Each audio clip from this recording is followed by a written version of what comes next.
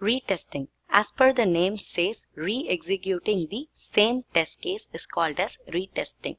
When you use this term retesting, when you are given a set of test cases for execution, you start executing the test case and at one point you find there is a bug and you report that bug to the development team, and after the bug fix you will re-execute the same test case. That is called as retesting. Re-executing the same test case after bug fix is generally called as retesting.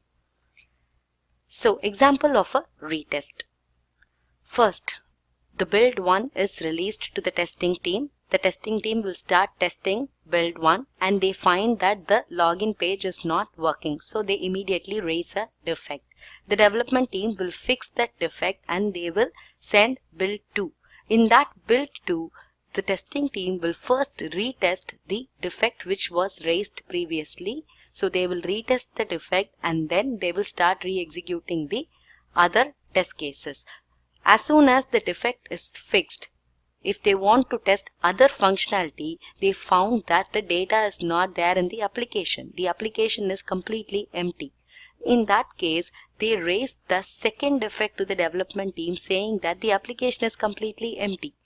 So what the development team will do is they will actually check the backend database and they will try to refresh or invoke anything in the database and they will try to boot the database up so that the data will be refreshed and the data will be pumped and displayed in the front-end application. In that case, the defect 2 will be immediately retested and there is no need for the testing team to wait for the next build. So generally, same build defect fixes can be happen in the same build and as well as in the new build, depends on the nature of the defect. So this is called as retesting.